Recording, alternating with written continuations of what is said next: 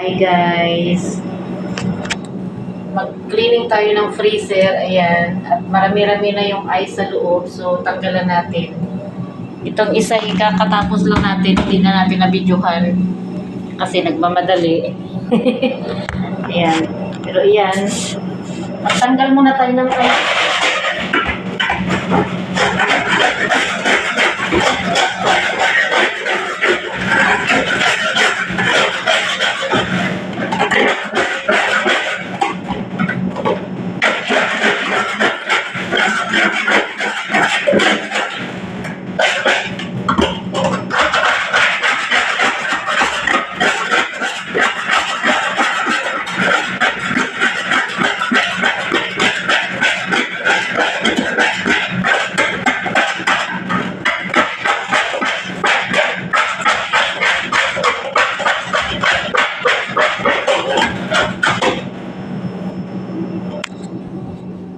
Ayan. Baka mag-ayos na ang telephone yan. Baka mag-ayos na. Ayan. Plastic naman itong ginamit ko kaya zero ang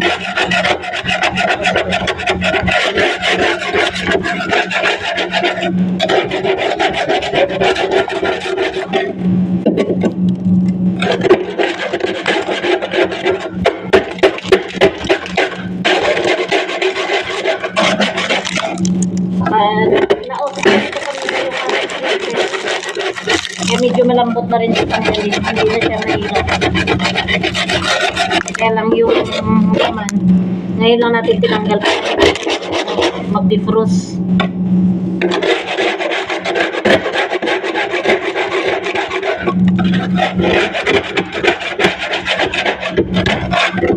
Habang walang amo, general cleaning tayo.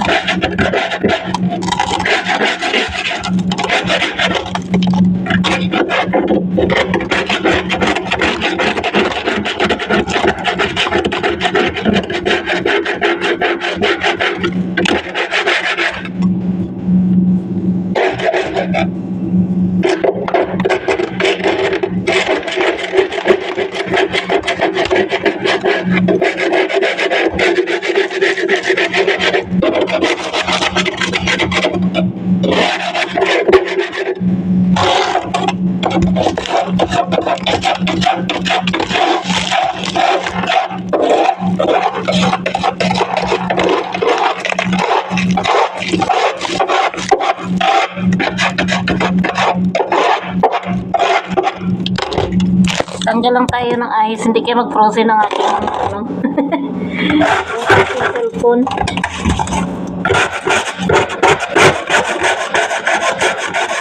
Off naman tong face.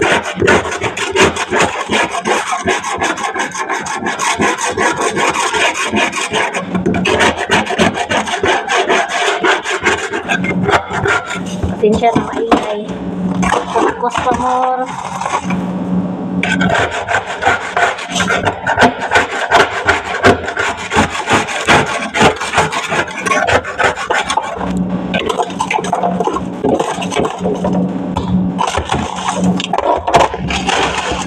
Ito, mga dates to, naka-frozen.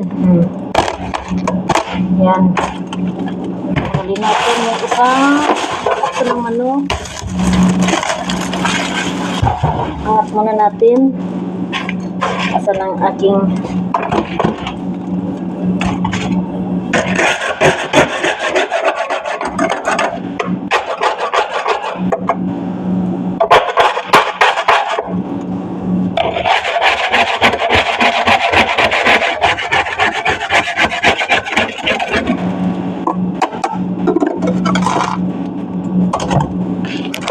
yan.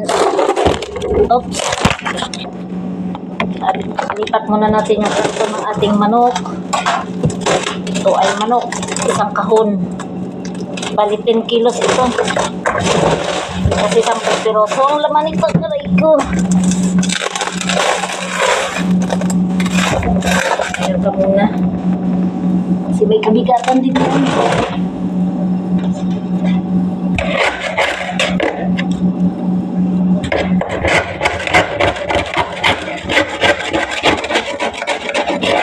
siya nag-isa.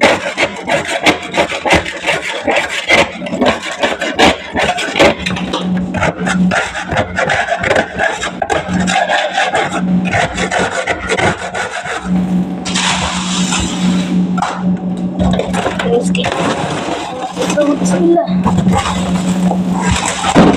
Oh no, natumbat. Ay, ang hirap ko nang nabutin. Napakalalim kasi ng freezer na to. Sige lang. Dito ko na siya itabi sa isa.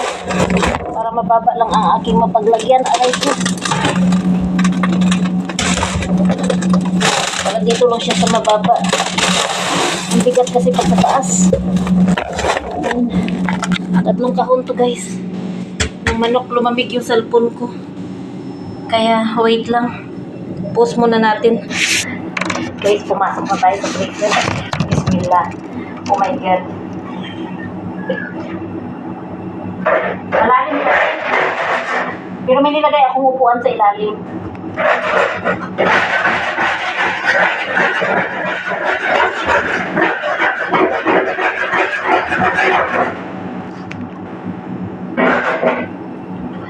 Grabe ang lalim, buyag.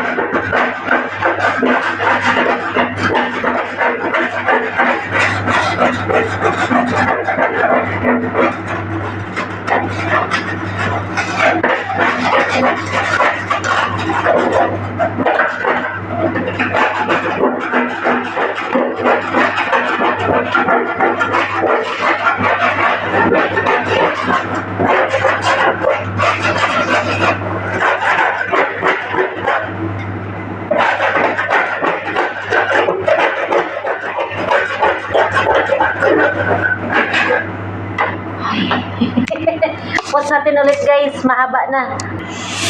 Yan guys, ito yung nakuha natin. Isang patya sa itong side lang, yung ganong space lang siya. Pero yung nag-ice kasi sa side niya lang, wala naman sa ilalim.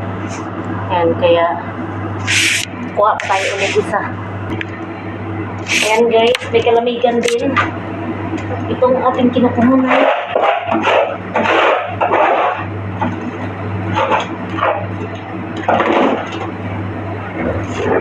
Ouch! Yan ang nakuha natin. At tayo iaahon na sa freezer. Aahon na tayo at lamig na sa loob. Lagyan natin yung ating upuan. Bismillah. Oh my God. Ito yung pinatungan ko sa loob. Ngayon, babalik muna natin yung ating mga manok para hindi siya masira. Ayan. Ito mo lang isa.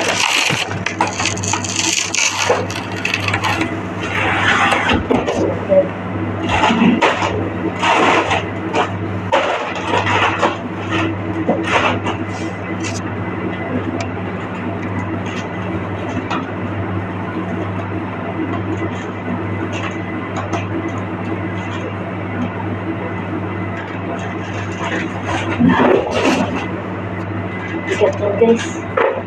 10 kilo yan.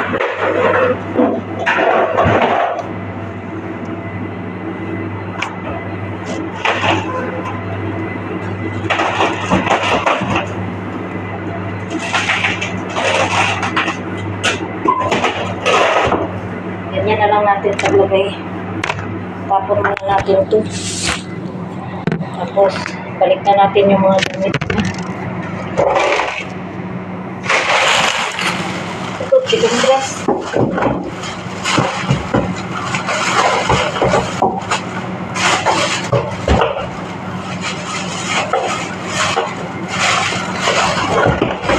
Yung tag 2 kilos yan. So, ngayon, balik muna natin, unahin natin yung bake sa ilalim. Tapos, itong ating gara. Yung, ano natin ito, tawag niyang kalabasa. Hirap ito bumagsak kasi, ano siya, masira na yung box niya kasi frozen. Tapos, ang ating bamya, ito yung bamyang maliliit. Uy, 3 na lang pala to. Ay, nandito sa ilalim ng freezer.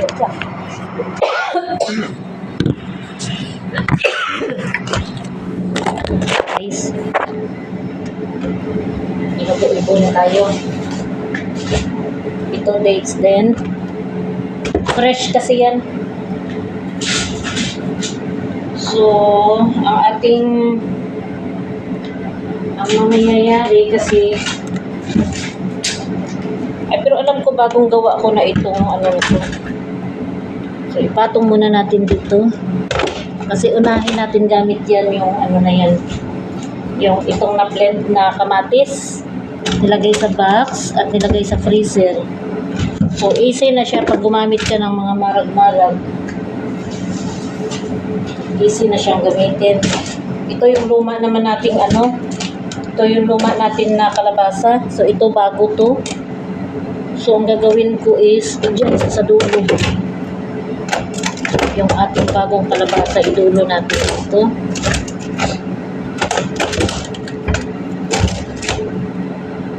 Yan. At ang luma ay ikarap natin. Para iyan ang unahin natin. Bismillah. Huwag ka matumba. Pag natumba kasi ano, tawag nito kasi sira na siya ba? Oops. Ano siya, ano yung box niya ba? Hindi pala natin napunasan ang ating freezer. Punasan muna natin sa freezer.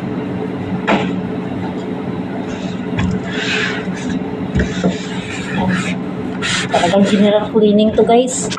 Wala yung amo. Wala yung amo kaya general cleaning. Ito na yung mahirap sa freezer na to kasi hindi mo siya gano'n lang ba na ano, mahuhulog kaya kailangan lagyan ng ano dyan. Lagyan ng harang. Hindi katulad ditong isa na pwede lang i-ganon. Yan. Ito yung isang freezer natin, puno-puno din. Pero itong gamit na to, ilipat natin dito yung mga gulay-gulay. So, tanggalin siya natin. Like ito. Hindi ko na alam tuloy alin yung ilalim. Pero ito yung una kasi namin, yung mga bamyang maliliit. Galing din to sa nung isang araw na ginawa ko. Yung ginawa ko nung isang araw, yung nabigay dito. Doon yan siya galing. Itong maliliit na bamya. Yan. Tapos meron tayong kusa. Ito kusa din to. Pag masira na, kinakat ko, lagay sa freezer. Ito broccoli. Cauliflower. Yan. Itong bamya na maliliit, sama-sama to kasi ito yung galing Saudi. Hindi naman ata totally Saudi. Yung may farm yung kaibigan ng amo ko. Yung makulit pag tumatawag dito. Yan. Itong maliliit, galing to sa kanya. Yan. Pag samasamahin natin yung maliliit. Kasi yung ito, Ito naman tinanim sa bahay ng ni Amo lalaki doon sa bakante nila. Doon naman yung tinanim. Yan naman yung harvest.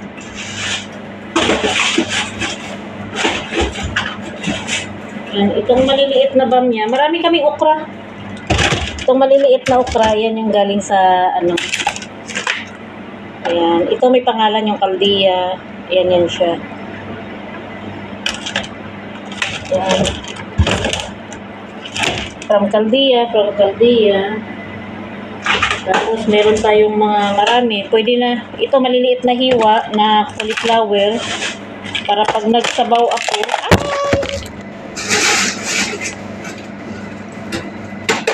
yan, marami yan sila.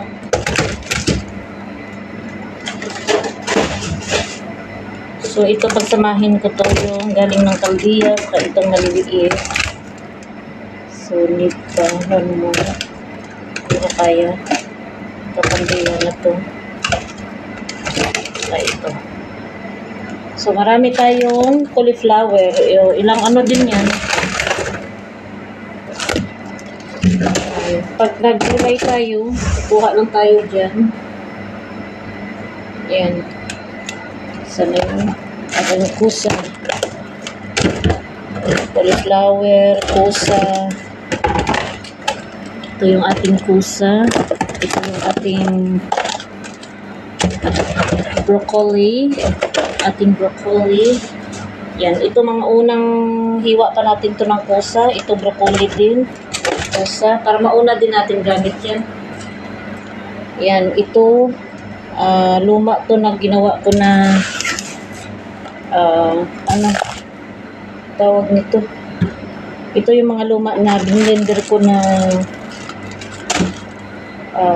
ano ba tawag dyan, kamatis. Tapos ito yung ating dates, kailangan ibalik natin dito, so ipatong na lang ito dito sa ating, meron tayong 900 grams na chicken breast.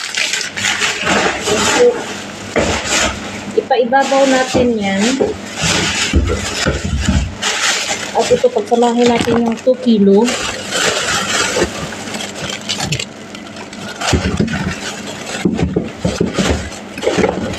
Kasi mahirap magkuha sa freezer kapag maraming chichi. Tuloy. Ayan. 2, 4, 6, 8 kilos. Tapos ito 6 kilos. So, pailalim natin ang 2 kilos kasi dalawang plastic siya. Pag 2 kilo. Ay, ang ating mga stock na manok. Ito naman ay ang ating 1 kilo lang siya. Wala. Ang pagilid. Nalamig na yung ating cellphone. Ito yung ating sugar. Hindi pala siya 1 kilo kasi 900 grams naman dito. Umabot na 1 kilo. Ayan. Tapos itong ating allium. Allium to siya eh. Ito yung 1 kilo talaga yung green.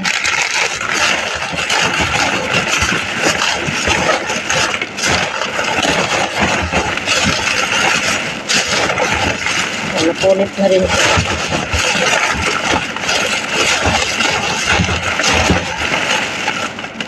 So, yan, naayos na natin yung ating freezer.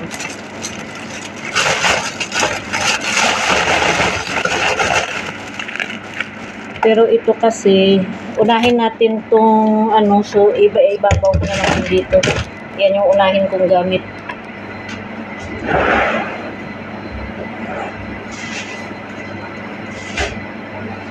So, yan, sarado na natin to para lumamig na siya. At, hindi ka na sinapon. Isarado na natin yan, guys. Ayan. Ito. Ayan na siya ang kanyang forma. Sarado ba? Okay na. So, open na natin.